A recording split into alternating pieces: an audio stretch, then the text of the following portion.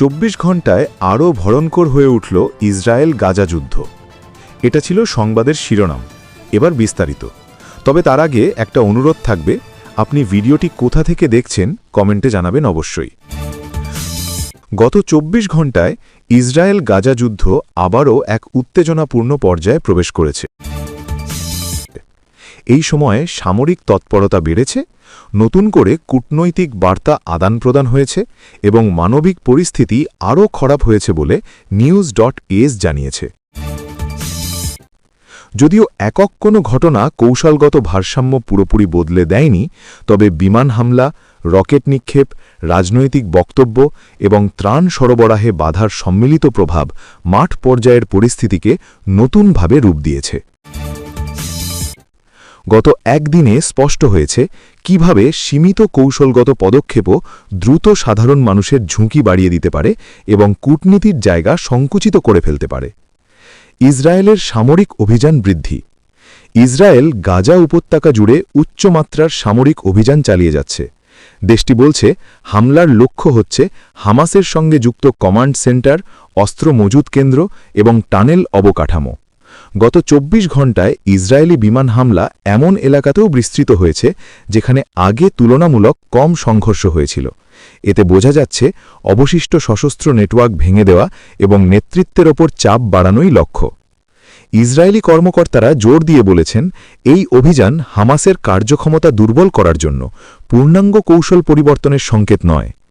একই সঙ্গে ইসরায়েলি স্থলবাহিনী গুরুত্বপূর্ণ কিছু এলাকায় অবস্থান ধরে রেখে সীমিত অভিযান ও অভিযানে অংশ নিচ্ছে।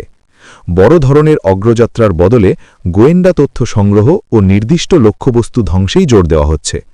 তবে হামলার ধারাবাহিকতা ঘনবসতিপূর্ণ এলাকায় বেসামরিক নাগরিকদের নিরাপত্তা নিয়ে উদ্বেগ বাড়িয়েছে।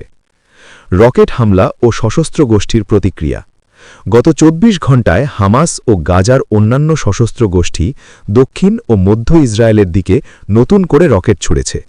ইসরায়েলের আকাশ প্রতিরক্ষা ব্যবস্থা অনেক রকেট প্রতিহত করলেও কিছু রকেট খোলা জায়গায় আঘাত হানে, ফলে সাইরেন বেজে ওঠে এবং স্বাভাবিক জীবনে সাময়িক বিঘ্ন ঘটে। রকেট হামলার মাত্রা আগের তুলনায় কম হলেও এর ধারাবাহিকতা দেখিয়েছে যে দীর্ঘমেয়াদী চাপ সত্ত্বেও সশস্ত্র গোষ্ঠীগুলোর আঘাত হানার সক্ষমতা পুরোপুরি শেষ হয়ে যায়নি। গাজা ভিত্তিক গোষ্ঠীগুলো এই হামলাকে ইসরায়েলি বিমান হামলা ও বেসামরিক হতাহতের প্রতিশোধ হিসেবে বর্ণনা করেছে। বিশ্লেষকদের মতে এটি এক ধরনের ভারসাম্য রক্ষার চেষ্টা, প্রতীকী প্রতিরোধ দেখানো, কিন্তু সীমিত সম্পদ ও অবকাঠামোর বাস্তবতাও মাথায় রাখা। বেসামরিক প্রভাব ও মানবিক পরিস্থিতি। গত একদিনে গাজায় মানবিক পরিস্থিতি আরও অবনতির দিকে গেছে। হাসপাতালগুলিতে ওষুধ, জ্বালানি ও বিদ্যুতের ঘাটতির খবর পাওয়া গেছে, যা আহতদের চিকিৎসা কঠিন করে তুলছে। ত্রাণ সংস্থাগুলো সতর্ক করেছে যে চলমান সংঘর্ষ ইতোমধ্যে দুর্বল ব্যবস্থাগুলিকে প্রায় ভেঙে পড়ার মুখে ঠেলে দিচ্ছে। বাস্তুচ্যুত মানুষের সংখ্যাও বেড়েছে। অনেক পরিবার বারবার স্থান পরিবর্তনে বাধ্য হচ্ছে, কিন্তু কোথায় নিরাপদ আশ্রয় মিলবে সে বিষয়ে পরিষ্কার নির্দেশনা নেই। অন্যদিকে ইসরায়েলে গাজার কাছাকাছি এলাকায় রকেট সতর্কতা ও নিরাপত্তাজনিত বিধিনিষেধের কারণে স্বাভাবিক জীবন ব্যাহত হচ্ছে। কিছু এলাকায় স্কুল বন্ধ বা সীমিত আকারে চলছে। যদিও গত ২৪ ঘণ্টায় ইসরায়েলে হতাহতের সংখ্যা কম ছিল, তবুও দীর্ঘ অনিশ্চয়তার মানসিক চাপ স্পষ্ট। জনমত ও যুদ্ধক্লান্তি। গত একদিনে ইসরায়েলি ও ফিলিস্তিনি উভয় সমাজেই যুদ্ধক্লান্তির লক্ষণ আরও প্রকট হয়েছে। ইসরায়েলে দীর্ঘমেয়াদী লক্ষ্য ও স্থায়ী নিরাপত্তা অর্জনের সম্ভাবনা নিয়ে প্রশ্ন উঠছে। গাজায় বারবার বাস্তুচ্যুতি ও নিত্য প্রয়োজনীয় জিনিসের সংকটে সাধারণ মানুষের হতাশা ও অবসাদ বাড়ছে। এই অনুভূতিগুলো এখনও সরাসরি রাজনৈতিক পরিবর্তনে রূপ নেয়নি, কিন্তু সংঘাতের গতিপ্রকৃতিতে এগুলি একটি গুরুত্বপূর্ণ পটভূমি তৈরি করছে। স্পষ্ট শেষ লক্ষ্য ছাড়া দীর্ঘদিনের যুদ্ধ জনসমর্থন ক্ষয় করতে পারে এবং নেতৃত্বের ওপর বিকল্প পথ খোঁজার চাপ বাড়াতে পারে। গত ২৪ ঘণ্টার ইঙ্গিত। সবকিছু মিলিয়ে গত ২৪ ঘণ্টার ঘটনাপ্রবাহ দেখাচ্ছে এই সংঘাত এখনও উচ্চমাত্রার হিংসার মধ্যে আটকে আছে, কিন্তু কোনো নির্ণায়ক অগ্রগতি নেই।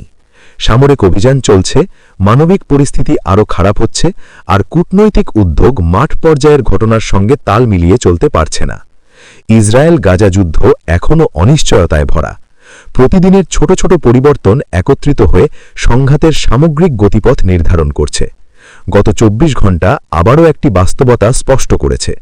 উত্তেজনা কমানো বা রাজনৈতিক সমাধানের পথে অর্থবহ অগ্রগতি না হলে হিংসা ও মানবিক দুর্ভোগের এই চক্র চলতেই থাকবে।